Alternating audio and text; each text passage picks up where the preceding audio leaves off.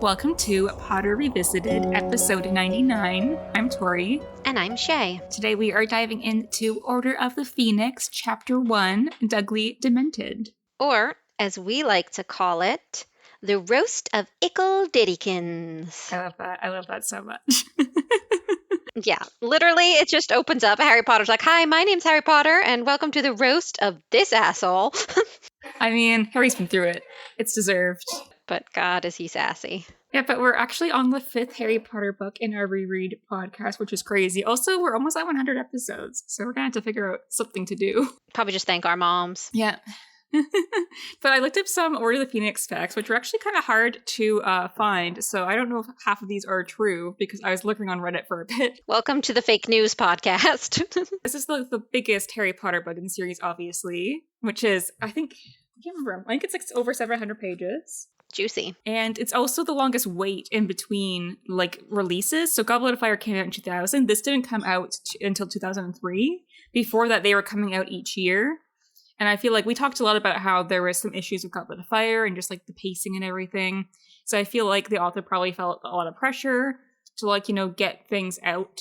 And she had such a struggle with Goblet of Fire that she's like, you know what, for this one, I'm taking my time. And I feel like this is kind of the midpoint where the Harry Potter mania began too. So she probably had, like, the weight to, like, cur the weight and everything. Yeah. It's not just, look at me writing my little book, la-di-da. It's like, look at the millions of people who will skewer me if I ruin it. I think this is also the book release that also made her a billionaire originally. But I don't know. I don't have a source for that, so. Friendly reminder to support your local LGBTQ charities, listeners. Yep. Nothing inspiring that at all. Just popped into my head. It happens all the time. Just pops into my head all over the place. Order of the Phoenix originally sold 5 million copies in the first 24 hours. And I think there's also reports of people, like, breaking in to steal these books, so. I didn't, but I would have. Like, I'm not saying I'm above that kind of activity. Yeah, it's a bit too late to the game for this to be, like, in, like, the midnight release area. That would be the next two releases is when I kind of was like, I kind of timed it right. This is when I was still trying to catch up because I was only 11 when this was out. I was in the 5th grade, so Wow. Same year as Harry, no? 5th grade? Or no, I guess it's not 5th grade, it's 5th year. I was in the 5th grade, but I was only 11. Yeah, you were in the 5th grade, but Harry's in his 5th year, right, of course, because he's 15 and you were. That checks out. I was like, it's 5th book, 5th year. One forgets sometimes that the grades don't perfectly align. But I found out some little fun tidbits. So Arthur Weasley obviously is injured in Order of the Phoenix. The book's been out forever, so I'm not putting spoiler warnings. He gets a little bobo. But he was originally supposed to die. And then I guess the author decided against it because there's so few father figures in the series for Harry, and she already had planned for Sirius to die anyway. And also, obviously, it's hard to move the story along when the Weasleys need time to, grieve Arthur, and it just, like, wouldn't work out, like, pacing-wise for the book. So Arthur was saved. It's funny that the author would think there's not enough father figures for Harry, because honestly, it feels like there are so many father figures. Like, he has, like, two kind of mother figures in Miss Weasley and, like, sometimes Ish McGonagall. But, like, Harry's got father figures coming out of the woodwork every moment of every day. He's like, Hagrid, father figure. Dumbledore, father figure. Oh, is that you, Sirius? Father figure. Lupin, you're teaching here? Father figure. Like, everywhere Harry walks, he walks into a father. Well, most of them died, but I feel like Arthur's, like, the actual father figure that's actually a father. Most of them are, like, childless for most of it, and shouldn't be father figures. Arthur Weasley's, like, the father figure. Is that what Taylor Swift wrote the song about? No, isn't father figure one of the songs on Showgirl? Oh, father figure, it was! It's about Arthur Weasley. It's about Arthur Weasley. When that comes out, we're gonna work it out in October to see how it relates to Arthur Weasley. Stay tuned. It is about time she finally put something out about Arthur Weasley. We've been waiting, Taylor. We've been waiting. Yeah, but I was reading, like, a Reddit forum, and so apparently the original outlines for this book were released, and so going through them, it's kind of like, the book was intended to be, like, much darker. So this book, I think, is definitely a darker book, but I feel like there's little light moments to kind of, like, ease, like, how just, like, terrible things are. Because it gets pretty bleak at points, and they have, like, little fun little moments sprinkled in there just to remind you it's that, a kid's book. It's still fun. It's still fun. Keep reading. So it's interesting that, like, it was intended to be much darker, And also, I found this really funny that originally the names for Harry and Dumbledore's groups were swapped. So Dumbledore's resistance group was actually going to be called Dumbledore's Army, and then Harry's DADA group was going to be called the Order of the Phoenix, and they swapped them around. I feel like I like it better the way they didn't go with. Like, I think it is much funnier and more accurate for Dumbledore to name it after himself. Like, welcome to my group, the smartest, perfectest, handsomest, kindest, cleverest man army. Dumbledore's army, for short. I mean, the ego as I live and breathe. And also, Harry really likes Fox, so Order of the Phoenix would have been really cute and, like, made sense for Harry to me. I feel like if Dumbledore's group was called Dumbledore's Army, I could not take him seriously. I already don't, so I'm just like, yeah, just be campy. But even as a kid, I feel like him calling it Dumbledore's Army, I'd be like, okay, that's too cheesy. My name's Dumbledore, and this is my army.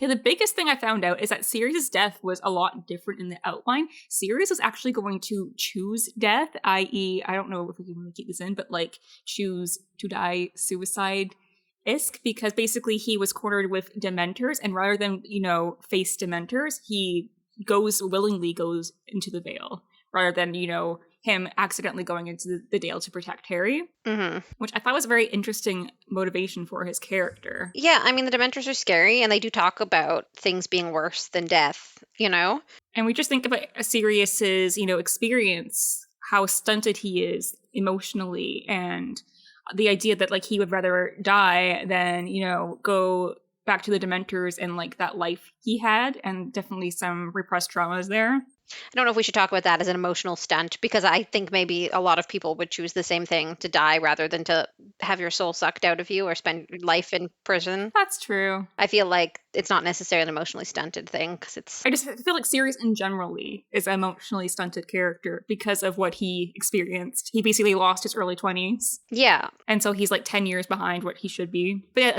I was very surprised by that. But I definitely think it works better because Harry needed to feel guilty for his death. And I feel like it also works better, I think, for Sirius's character, where I think he would choose to die to protect Harry or for the cause, and like have like kind of like a warrior's death, hero's death. Yeah. Also, funny enough, in the original outline, Dumbledore does go to Azkaban. He doesn't, escape.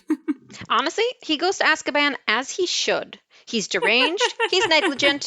It's where he belongs. Yes, apparently the Azkaban breakout happened near the end of the book before the Ministry battle. So when all the Death Eaters leave with Voldemort, Dumbledore just goes, I guess, and follows them. He's just like, well, all right, the door's open. Yeah, so those are all the facts I found, which very interesting. And then just going into some memories that I remember of Order of the Phoenix. I don't have like a lot of memories like I do with like the earlier books and some of the later books where I did go to the midnight releases for. But I was telling Shay before we started that I got this book after I tested positive for strep throat in 5th grade. And obviously, if anyone doesn't know strep throat, it sucks. It's painful. And also, it's very contagious. So I couldn't go to school for 3 days. And as we were leaving the pharmacy, I saw this book and I realized that it was the 5th book. And I told my mom, like, hey, that's the next book in the series I'm reading. Can we get it? It's probably really expensive, but I had no idea. Because I was 11, and yeah, she bought it for me. So then I spent like the 3 days I was off school reading that. So I do have a lot of like nice memories of, just hanging out at home reading. Not being at school. Also, my mom did not let me bring this book to school either. I don't really know why. I don't think she remembers why, but I had to read it at home. I wasn't allowed to bring it to school or anything. I mean, I guess it makes sense because it's very A, big, like it's heavy to carry in your backpack, and B, expensive. Like someone accidentally drops your copy of this book, it's a lot of money, or, it's like I kind of get it. And also knowing, like, you and me as people, we would not pay attention in class and we would just read. I feel like maybe she wanted you to get your education. Yeah, maybe she was thinking about that. I was never doing well in math at any grade, so I get it. Yeah, I was not doing well in math in the 5th grade, so maybe that's why. So the other thing I just say in general about reading this book is that I remember struggling with this book as reading it as I was 11, because it's kind of like, compared to like the earlier books and Goblet of Fire too, like they definitely got darker as it went on, but there was still a lot of humor and like, just generally like funny things to read about, very whimsy. But this is just very, I think, bleak for a lot of it. I really struggled with all the like the stuff Umbridge does, because it just makes it like harder to read, because she's just doing all these awful things, making things harder for the main characters, and it's just every bad thing happens after another. So I found it really hard to read. I think it was also hard to relate to how angry Harry was feeling, as I was 11, so I couldn't really relate to what he was going through. I could definitely relate to being incredibly angry. I didn't have his justifications for it, but I definitely experienced anger. I don't think I was super angsty until I was probably like 14. Oh no, I came out angsty. I was born that way. You were just born that way? Yeah. I also think that like one of the things that's different in this book is that some of the bad characters aren't the villains. So it's weird to have someone like Umbridge, who is the most unlikable character in the entire series. And despite not like going around and killing people, it somehow feels more frustrating because we get more of an up close view at the things she does, and they almost bother you more. And so it's a new way of seeing like characterization that has multiple levels to it. Like you can be a horrible human being, but you're not actually on the villain side, you know? Yeah, exactly. She's just a bad person. She's not the villain, but she's a monster. Yeah. I feel like the Umbridge stuff's also like hard to read because I feel like everyone's had bad teachers in their life that just like ruin everything. Yep. Because I think I was generally a person that liked learning things and generally enjoyed school for the most part, except for math. But I've definitely had teachers in the past where just kind of like suck every joy you had about learning in school and just like the day-to-day life of school. And they just like taint it for you. Yeah. And I always remember the bad teachers I had. Yeah, they haunt us to this day. Yeah, but I feel like as an adult and a late teen, reading this, I definitely got a lot more enjoyment out of it and just liking how like raw Harry's like, you know, grief and just like frustration was. But I think it was just hard for me to identify as a child because it was just a lot different of a book compared to the earlier ones. Yeah, I remember one of my weird memories that just popped back into my head is I guess if you were in the 5th grade, I must have been in the 4th grade. A kid in my class did their book report on this book, but they didn't actually read the book. They just faked it. Oh my God. But one is they chose to fake it about one of the books that the movie wasn't out for yet. Like you can easily fake a book report on one of the Harry Potters when the movie's released. Just watch the movie. But no, they chose to do one that did not have the movie released. Amateur. And the other thing is the teacher we had in that class was an avid Harry Potter fan. Like she'd mentioned reading it and loving it. So not only did they fake their book report and choose a book where there was no movie, they chose one they knew the teacher was familiar with. And her follow-up questions were like, what are Death Eaters? And they just had nothing. And I'm like, that's not how you fake a book report. No, I'd never faked a book report because I'm a fast reader, and even if it's a bad book, I can get through it. But like, that's the stupidest example of faking a book report I've ever experienced. I was like, just choose something the teacher hasn't read, or choose something where there's the movie. Like, you're doing it wrong, and it frustrates me. Yeah, I read Goblet of Fire for my book report in the 4th grade, but that was like a pretty big book for even me to get through.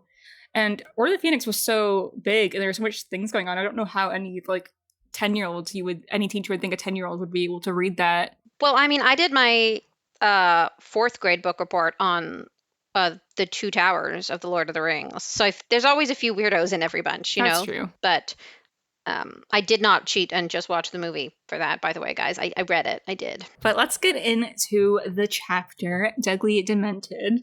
So we open up the chapter with Harry and the tidbits that, you know, it's the hottest summer ever and there's a drought going on. And it's just really interesting because in Canada, we had the hottest summer ever. It's funny, they talk about a drought and not wasting water and not hosing your garden down. And my first thought is A Cinderella Story, the movie starring Hilary Duff. Oh my God.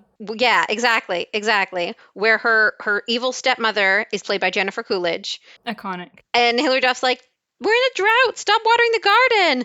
And Jennifer Coolidge is like, dry grass is for poor people or something. Like, it's just, that is what I think of whenever people are like, it's a drought. Don't water the grass. I'm like, evil stepmother, Jennifer Coolidge, Hilary Duff. One of the things I find really funny with the opening of this chapter, and a lot of the books in this series, is just this constant need to like vaguely describe Harry as if his identity is like a surprise. Like, I wonder who this scrawny, abused child with glasses is that they're describing on page 1 of this Harry Potter book.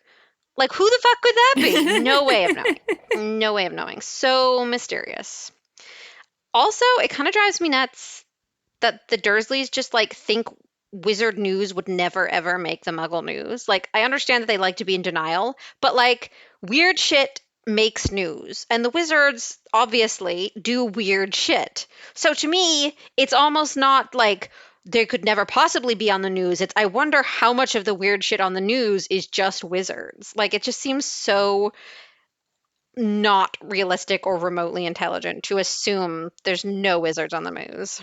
Well, I think it's what you said. They're just in deep denial. They don't want to. They keep it so separate, and so that when Harry's like, "Yeah, I'm listening for things in your news about my world," and they're like, "No, that's not possible. That's a whole other thing." Yeah, he should have just lied. He's so bad at like just getting what he wants the easy way.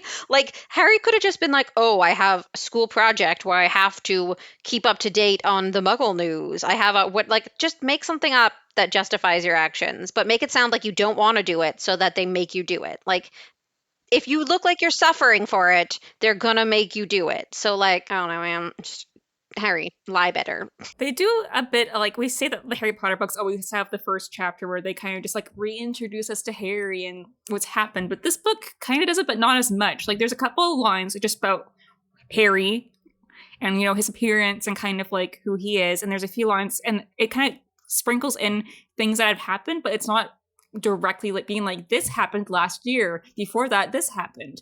It's kind of I think it's a bit more easy to read, because we both kind of brought up in Goblet of Fire how we didn't like how it was just so like kind of shoving it down your throats about things that have previously happened. Yeah. And so here I think it's done in a way where it makes sense, where we are reintroduced to Harry, but it's only like a line or two, just like, reintroducing that to him. And then it doesn't really tell us what happened, but it's mentioned in like reference to things that make sense. It's not just like... I think the previous book was the author trying to come to terms with the fact that her audience is getting a little older, aging a bit, and can follow a bit more, but not really going far enough.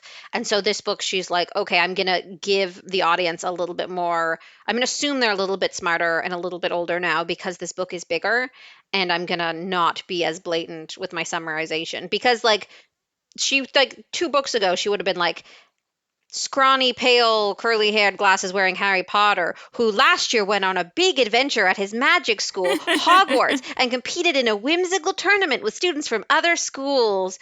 But his noted past history with evil Lord Voldemort came back. Like, it would have just been such a Reader's Digest version of the entire book for like a chapter. It would have been brutal. I do wonder too, because the first 4 books I feel like were probably part of like a deal, so I feel like she probably and it was still kind of getting big, so she probably had editors saying like, oh, it's a kid's book, you have to put like this stuff in for the kids. But I feel like now at this time she had so much sway because it was like a really coveted book release. People were waiting for this book for 3 years. Harry Potter Mania was like really big. The movies were coming out at this point, I'm pretty sure. And so she was like, actually, I don't want to put in these little things. I'm just going to write it the way I want to write it. Yeah, do what I want.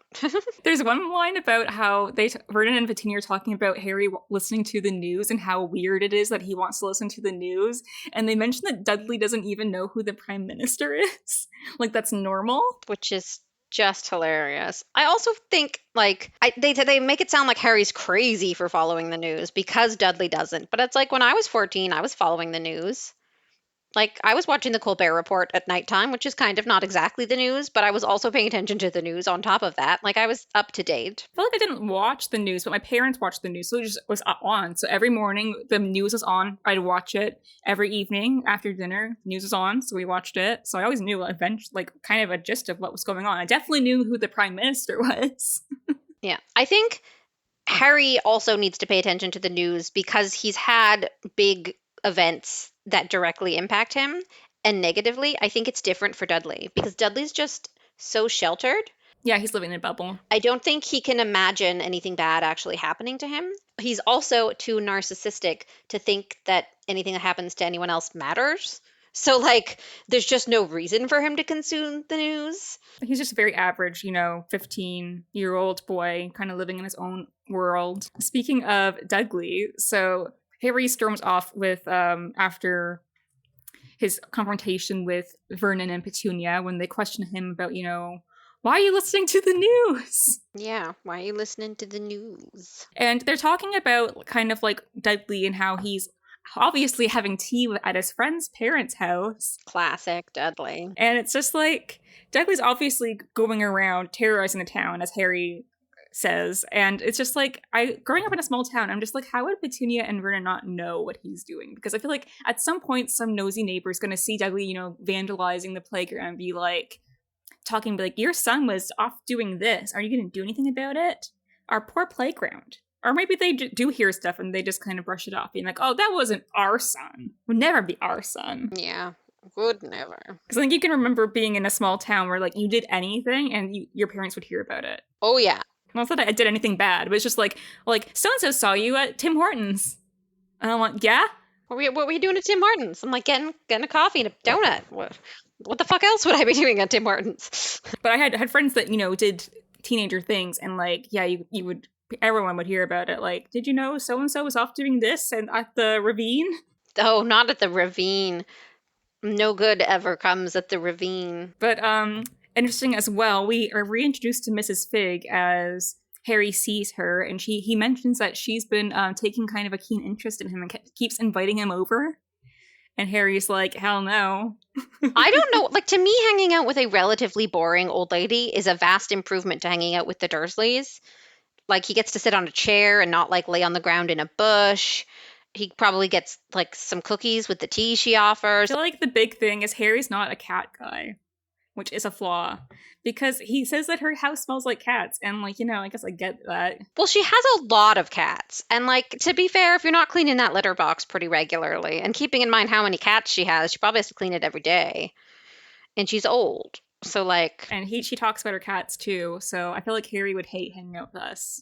Or me. I mean, I talk about my dog so much. I'm sure everyone's sick of it. Maybe Harry's a dog guy. I don't know. Well, he likes Sirius, so maybe that's just what it is. So there's a commotion where Harry hears a big crack and he, like, jumps up, hits his head off the flower ledge thing. Uncle Vernon finds out, and then they're kind of like, Uncle Vernon, like, waves the neighbors away. And then he tries to, like, kind of strangle Harry, being like, why are you listening to the news? But while he's trying to strangle Harry by the throat, he gets, like, a shock. And so this is a bit of, like, the unintentional magic Harry does when he's, like, you know, really... Yeah, emotional. Because we've seen that happen to, like, you know, Marge in Prisoner of Azkaban and everything. So it's interesting to see that also come over, kind of showing, like, how kind of unstable Harry is right now. Maybe he just, like, drags his feet a lot. It could have just been natural static electricity. It's not always about magic. Some of us are very staticky, Tori. If I brush my hair in the dark, I can see sparks. So. Oh my god. She's a witch. Nobody was surprised. But Harry's still pretty sassy, which I love to see that he hasn't lost a sense of humor, as when Uncle Vernon and Petunia are asking him, like, why he keeps trying to watch the news, he's like, well, it changes every day, you see. Top 10. It's just so sassy. I love it. He's a teen, you know, he's a proper teenager. So Harry kind of storms away, knowing he's going to be in trouble, but it's really showing Harry's frustration at his isolation. And I feel like this is what is so understandable to me as an adult, as we know from ending Goblet of Fire, like, what Harry has been through. And I feel like this was hard for me to kind of relate to as a kid, because I feel like I hadn't really suffered that kind of, like, isolation or, like, really any kind of, like, hardships at that point that were kind of, like, similar to what Harry was going through.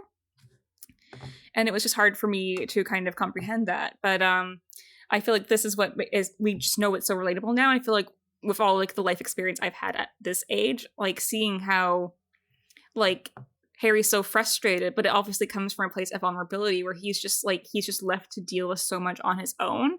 And so it's, like, natural for him to build up, like, resentment. Because he talks about how he's really frustrated at specifically Hermione, Ron, and Sirius, as they're sending him letters, but they're not giving him updates. They're just like, we'll tell you soon. We can't tell you anything now, but, like, you know, we'll let you know when we can. But not really giving him any answers or any, like, definitive plans. Yeah, and I get why he's angry, because he is the one who, like, told everyone Voldemort was back. He was sort of involved in the inciting incident.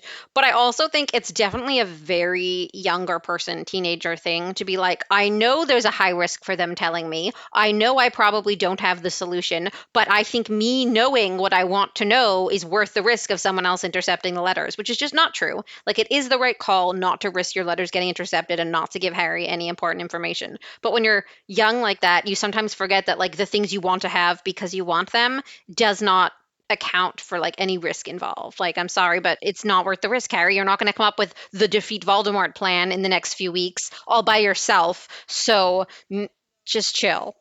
Harry does know that, like, it makes sense why they can't tell him things, but I think because he's just doesn't have any support, that's why he feels so frustrated, because he doesn't have anything. I feel if he had a better support system, because he's just alone with the Dursleys, no one's telling him anything. He gets a few letters from Ron, Hermione, and Sirius, but they don't tell him really anything, and so he just has nothing. So I feel like if he had a bit more like leeway with like conversations with Ron, Hermione, being able to get out of the Dursleys earlier, he would have been like, okay, yeah, I get why you can't tell me stuff.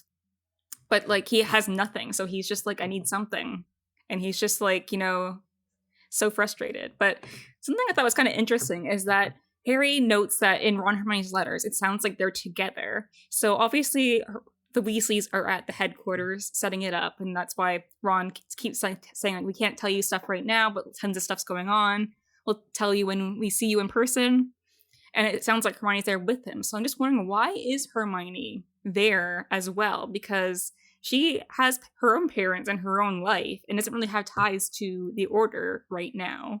So I was wondering if it was like more just like a plot point because they want to make Harry feel more isolated and angry at Ron and Hermione for the plot. So Hermione just needs to be there as well. It's easier when they're all in like one location.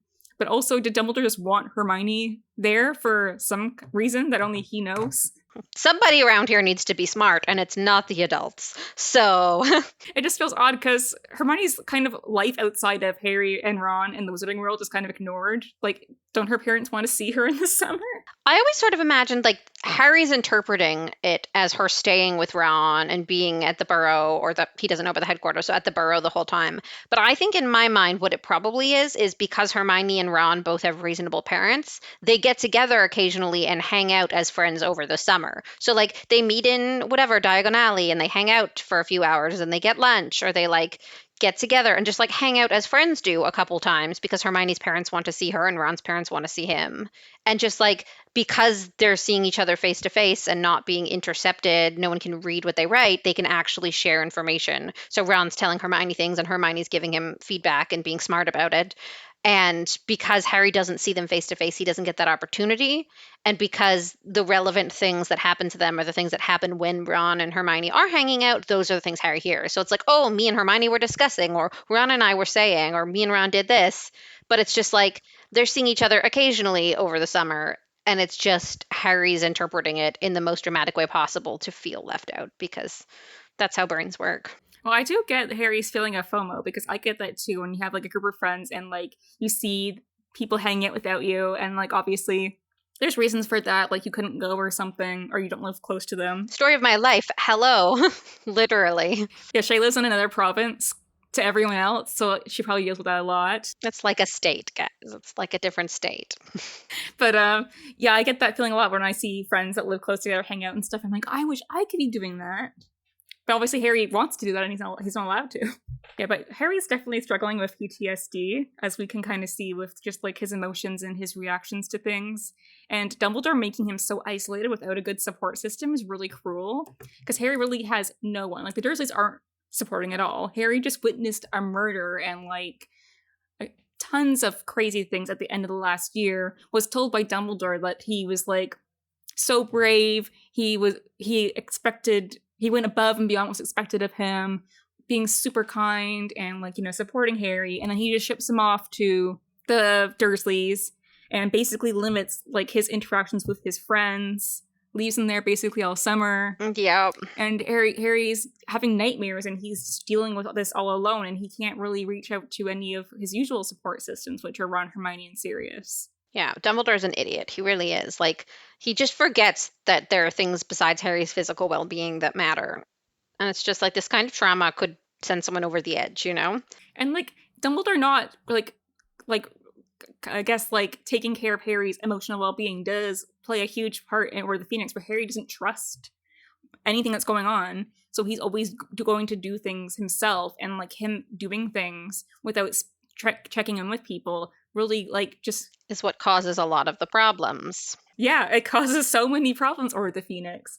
And then, obviously, Dumbledore realizes his mistakes, because in Half-Blood Prince, he does take time to kind of, like, bring Harry into the fold. Give Harry important information. Yeah, because he realizes, like, oh, if he has no information, he's just gonna, wreck shit. I think he's just so used to people who do everything he says that he forgets that, like, if I haven't told Harry to do something, he might try and do something anyway.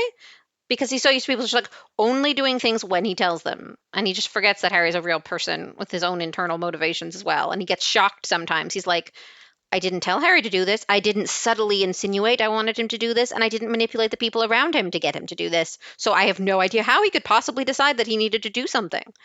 Because Dumbledore just doesn't understand humans. Yeah, this is not going to be, I think, a Dumbledore-friendly book for him with us, because I feel like Dumbledore just does stupid shit this whole book, and at the end he's like, yeah, I did that wrong, sorry. Oopsies! My bad. Smartest wizard ever! So, moving on, Harry, of course, runs into Dudley and his gang, and after they leave, Harry just decides, you know what, I am so angry and frustrated, I'm just gonna taunt Dudley to make myself feel better. I'm just gonna absolutely roast this guy. And you know what? Good for you, Harry. He's so sassy. This has probably been building for like 4 years, so honestly... He's so funny. And some of the things he says, oh man. Let's see, he tells Dudley he looks like a pig that was taught to walk on its hind legs. He tells Dudley, if you were as dumb as you look, you wouldn't be able to walk and talk at the same time. Like, and Dudley, like, freaks out and is, like, pulling Harry's father's name into it and stuff. And Harry's stronger willpower than me, because I would have been punching the shit out of Dudley. I would have just been like, I mean, okay, Harry can't punch him. He's very Harry. So I would be cursing the hell out of Dudley. Like, I would deserve to be expelled from Hogwarts. Yeah, Dudley came in with a low blow talking about, like, although it's kind of weird how they phrase it, like, you're not brave in bed. And then Harry's like, what does that mean? He's too vanilla. He's just too vanilla. Yeah, I didn't realize. I didn't even read it like that. Oh, no. And I'm like, yeah, what does that mean? Like, obviously this is a children's book, but it's just the way it's phrased. I'm just like, Harry's like, what do you mean? I'm like, yeah, what does Dudley mean? That's so weird. Yeah. It's just the way it's phrased. Like, you could say, like, you're not brave when you're sleeping, to talk about he's having nightmares, but just brave in bed is just so fake. I thought he said brave at night or something, because then Harry's like, it is night, Dudley. What are you talking about? Maybe it is brave at night. But either way, it was just very... You took it the worst way possible. Yes, he's not brave at night, and then Harry says, this is night. And he's like, I mean when you're in bed. And then Harry's like, what do you mean I'm not brave in bed? When am I supposed to be frightened of pillows or something? It's funny because they kind of give that line to Dudley in the movie, because he's like, I'm not the one who's afraid of my pillow, or whatever. And I'm like, how dare you? That is Harry's sassy line. But obviously we move forward, so things take a dark, twisty turn as when they're getting ready to go home. Also, I just wanted to add the tidbit where Harry said that he has to be home when Dudley's home, because the Dursleys just like, Dudley's curfew, he's whatever, Dudley comes home. So if Harry's home after Dudley, it's breaking curfew, which I just thought was funny. But as Harry's following Dudley home, things go dark and cold. And Dudley's talking about how he can't see, and Harry realizes that there's Dementors there. And I just thought it's interesting, as we know that Muggles can't see Dementors or the Phoenix, but do they actually, like, blind them? Or is it just kind of like sudden darkness and they just can't see what's kind of going on? Because Dudley's definitely going through something. Yeah. Maybe they see kind of something and their brains can't interpret it, so it just looks like darkness because their brain hasn't... Yeah, I feel like they don't physically see the Dementors, but I feel like they do see, like, the darkness and, like, the cold and stuff. And obviously they're feeling the sensations of a Dementor. They just can't physically see it, which actually would freak me out so much. Be really spooky. I mean, it's kind of like it's having a panic attack. It really feels like... Yeah. And if Dementors are kind of like a symbolism of depression, I feel like getting, like, attacked by one is... Yeah, so I guess a depression attack. Yeah, it's kind of like a panic attack, really. It does sound like that's what Dudley's happening, as he's kind of freaking out. He punches Harry when Harry's trying to tell him to, like, don't do anything, stay still. I know that, like, as a muggle, he's going to be more impacted by this. But I kind of wonder what he's envisioning, because we know Harry envisions his worst memories when he's around Dementors, and I'm just trying to imagine what would be tough for Dudley, because like to me, like the worst things that ever happened to him were when Hagrid gave him a pigtail and when the twins gave him the tongue-tied toffee, and like that's it. So like in my mind those are traumatizing but not like the worst things in the world, so he's being a little dramatic. Like I feel like I don't know if for everyone that it's memories that brings up, because I think Ron describes it just it's the feeling of just like depression, like dread, and just like hopelessness. But I feel like also Dudley could probably be suffering from some insecurities because he's obviously acting out with his gang. He's attacking 10-year-olds for like no reason other than they disrespected him because you think his parents called him his whole life. Then he gets sent out to boarding school. I don't think he was truly prepared for what the teen boys are doing now. So obviously now that he's a boxer now, so obviously he's getting maybe some confidence there. But I feel like generally 15, 16, it's a lot of insecurities. Especially going to an all-boys school, I feel like there's probably stuff that he's, like, internalizing that could also manifest and kind of, like, how he kind of feels about himself, his self-esteem. And I think it also could be tied to magic as well. He has a lot of trauma around magic. So not being able to see a thing and, like, kind of knowing that Harry's involved, so it has to be magic. And it could be a lot of, like, just the fear of the unknown because all he knows about magic is bad things happening to him. And so he has no control over it too. The loss of control, I think, can also be a really big thing because Dudley is someone that really tries to control situations. And his parents give him the power to make everything. Like he sets his... Yeah, he makes all the choices. The curfew is based on when Dudley arrives, and that's what most elements of his life are like. Yeah, and Dudley's kind of controls his families, like what they do, what they say, what they eat, and everything, except for when they force a diet on him. But generally, he's had a lot of control and been sheltered from a lot of, like, indecisions. And so I feel like now as like a teenager, he's kind of like trying to keep that control. And failing. And it's very scary stuff. Yeah. So obviously the chapter ends after Harry casts his Patronus, gets rid of the Dementors, and he's just there. Dudley's curled up on the ground, just like, comatose basically. And Mrs. Fig is there. And Harry tries to hide his wand, but then she tells him, don't hide your wand, keep it out. There might be more Dementors. And Harry's like, say what? And then she mentions Mundungus Fletcher. So I feel like this is kind of one of the best first chapters of a Harry Potter book, as we talked a lot about how the first chapters are usually very just like reintroductory. They reintroduce us to Harry. They kind of gloss over what happened in the last two books. Nothing really big happens. And this was like a really action-packed chapter. Like we got a lot of context to what Harry's going through, a little bit of like reminding us what happened in Goblet of Fire, but not like overtly so. And there was some action, like this Dementor thing was really unexpected. Yeah, especially this early on in a book this big. Like it's deceiving because you're like, a book this big, we're going to be 3 chapters in before anything happens. You expect a lot of like, exposition and just explaining things, but here it's like action right off the bat. And so you kind of get the idea that this is going to be like a really like crazy book with how big it is and like how quick things are happening. Yeah, so that's it for this chapter. So did you have any final remarks before we wrap up? I just wanted to say that I really enjoyed this roast, and Harry is savage and hilarious. Yeah, he is savage. Sassy Harry, we've missed you. He's back. I'm glad that your trauma didn't hold you back. It might have broken his heart, but it didn't break his sense of humor. Or his ability to roast. Yeah, I'm just really looking forward to this book. I think it's going to be difficult for me to, I think there's a lot of scenes that I kind of get, like, I hurt to read, like, Ron during the Quidditch team and being roasted by the Slytherins, a lot of the stuff Umbridge does, but there's also a lot of good moments in this book that I'm really excited to, like, look back on. I haven't read this in a really long time, so I'm excited to dive back into it. I'm excited about a certain Ravenclaw. Oh, yes. I do also love the romance hints and stuff. Harry's first date. I'm looking forward to that a lot. Oh my gosh. That's going to re-traumatize me. But yeah, thank you for listening to this episode of Potter Revisited, and we will be back next time to discuss Chapter 2 of Order of the Phoenix, A Peck of Owls. Yep, you can listen to this on Spotify or Apple Podcasts, and you can leave comments on Spotify as well, or you can reach out to us on social media at Potter Revisited or on email at potterrevisitedpodcast@gmail.com, and we'll see you next time. Bye!